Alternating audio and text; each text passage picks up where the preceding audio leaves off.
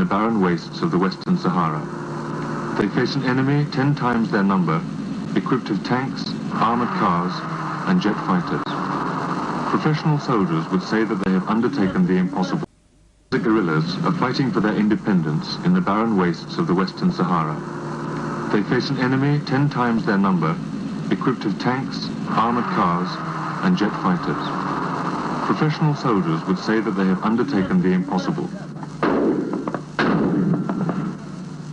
But they are inflicting heavy casualties on the armies of Morocco and Mauritania and appear to be winning the war. The Saharan guerrillas fought their first battle in May 1973. In less than 4 years, that small original group has grown to a force of several thousand men. Learning by bitter experience, they have become incredibly skillful at the art of desert guerrilla warfare. There is no army in the world that knows as much as the Saharans about this difficult type of fighting. They sometimes travel vast distances to carry out a raid. Last year, Nouakchott, the capital of Mauritania, was attacked by a group of 100 Saharans. This operation entailed a return journey of nearly 3,000 miles. Drinking water is always a problem for a desert army. Today the Saharans are in luck. It rained in the night, so they've driven 20 miles to this place, where they knew the water would have collected in small pools. Usually they must dig deep into the sand to find it. And while the young men live and fight in the desert, their families have become refugees.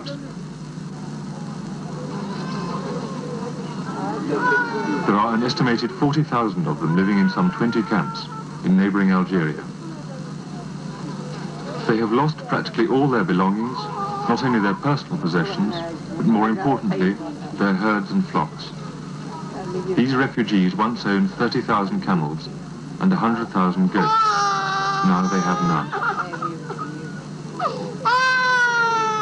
Conditions in the camps are degrading and squalid. They say that in the last 12 months, 1 in 4 of the young children has died, mostly from lack of food and medicine. But these are the lucky ones. Some families never reached the camps at all, but were butchered as they trekked across the desert. A few pathetic bundles and a set of tank tracks in the sand are their only witness. Now just the guerrillas remain inside the Western Sahara. Their empty country has become a huge battleground. Organized into groups of between 100 and 200 men, they have perfected the art of concealment. Whenever they stop, they hide their vehicles. In 15 minutes, a column of 20 trucks and Land Rovers becomes invisible from 100 yards away.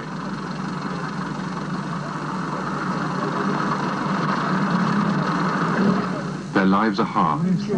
Food is unleavened bread baked in the sand, with an occasional piece of dried camel meat. Drink is brackish muddy water and 3 small glasses of tea a day. Tobacco is their only luxury, and even that is in short supply. Some of these men have lived like this for 4 years. The guerrillas have now carried the war into Morocco itself.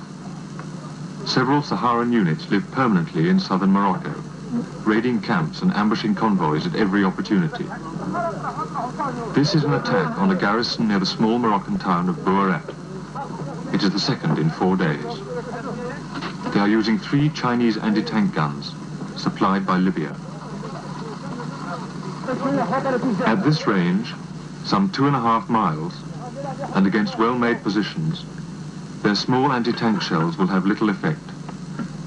The operation is simply a reminder that it is the Saharans and not the Moroccans who have freedom of movement in the desert.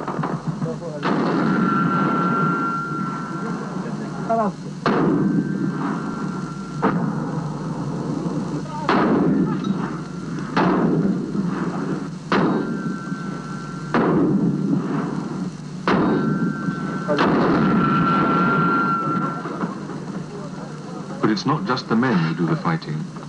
Some 200 girls are also in training and will soon be sent to join the guerrilla units.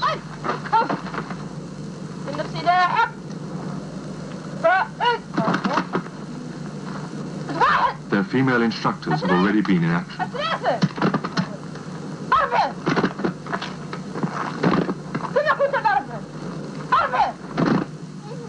The older women run the refugee camps. Uprooted from their traditional way of life, separated from their menfolk, they are rapidly breaking away from the normal constraints of Muslim womanhood.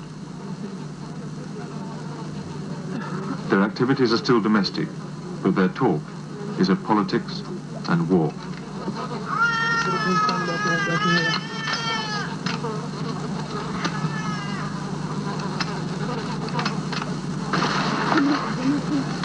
However, for these girl guerrillas, military training is no mere gesture. Their exercises may seem faintly ludicrous as a preparation for war, but guerrilla training generally bears no relation to the realities of combat.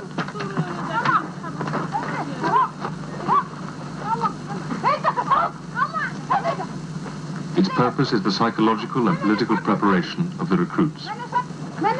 Its success must be judged by the degree of determination to fight. These girls won't learn their real battlefield skills until they are under enemy fire.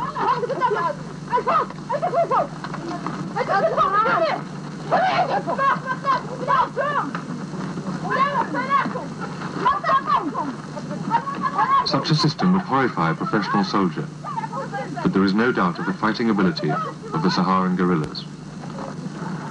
This unit is about to attack a Moroccan garrison in Western Sahara, near the town of Hagunia. The final preparations are rapid and orderly, even relaxed.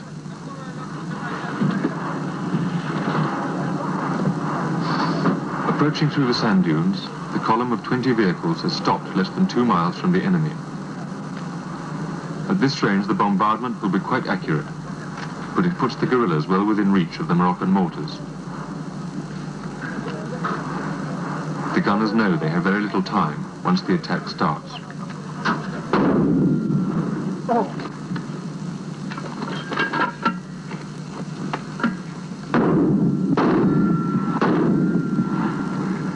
They leave as the second salvo of mortar bombs crashes in behind their positions. It's a wild drive, racing through the dunes for half a mile with bombs landing all around.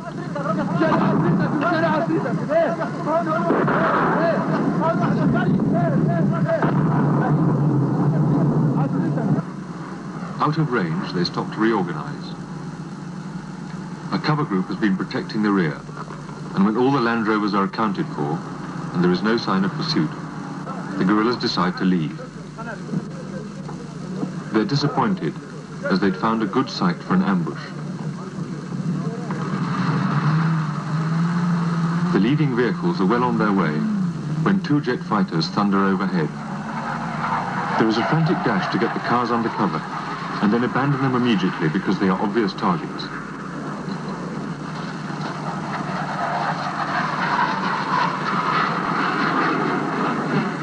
Everyone waits, hoping the pilots haven't seen the column. No such luck. As the first rocket lands, all hell breaks loose.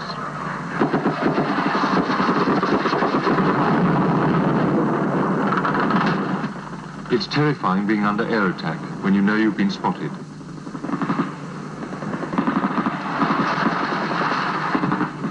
And then, incredibly, one of the planes is hit.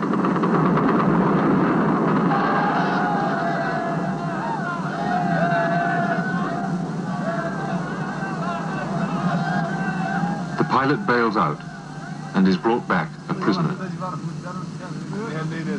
After the noise and fear of the fighting, everyone is slightly embarrassed by the new arrival. He seems like a creature from another planet.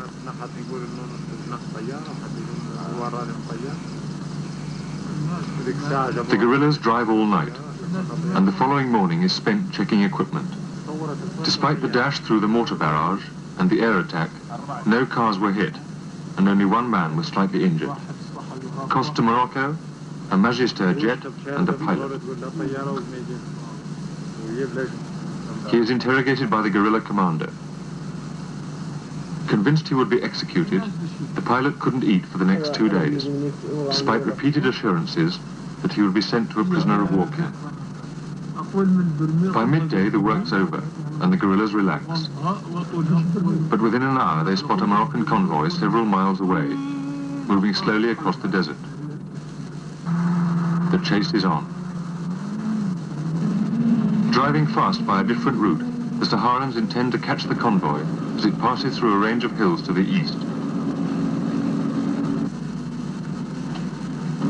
It works exactly as planned.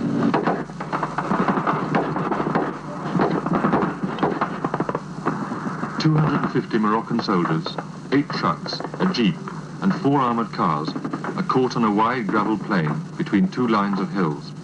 The guerrillas open up with their anti-tank guns.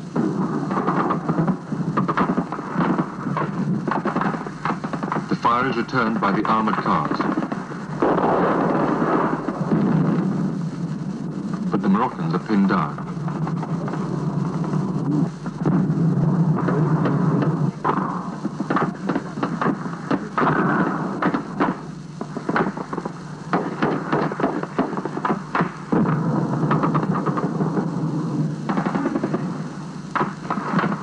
Finally, the Moroccans get their mortars into action and start to range in on the guerrilla positions.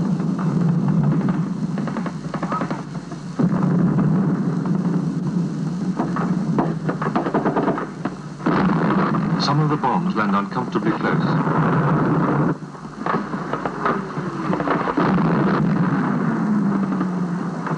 Suddenly, the mortaring stops, and the Moroccans start to pull out. But for some reason they leave behind 3 trucks and 35 men. A handful of guerrillas move off their hilltop positions, intent on capturing the trucks. They get to within 100 yards of the Moroccans before they're seen. Under intense fire, 12 guerrillas move into the attack.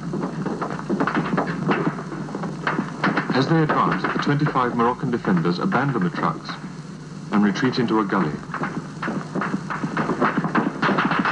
The guerrillas close in until they are shooting it out at a range of 15 yards. A guerrilla races through the storm of fire, leaps into one of the Moroccan trucks and drives it out.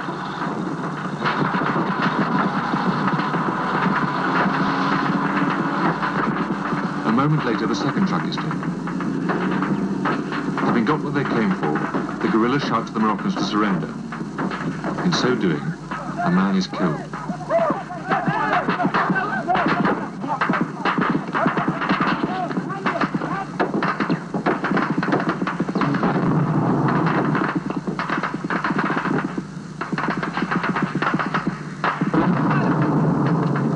Ammunition exhausted, the first group pulls out.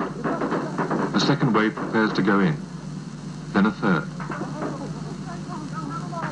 The battle lasts well into the night. 32 Moroccans are killed, 3 are taken prisoner. Like the pilot, they expect to be shot, but they too will be sent to a prisoner of war camp. The Saharans claim to have taken about 200 Moroccan and Mauritanian prisoners in the last 12 months. The captured trucks are unloaded. It turns out that 2 of them are full of ammunition. Despite help from outside, the guerrillas depend heavily on vehicles, weapons and ammunition taken from the enemy. This haul is regarded as good, but not exceptional.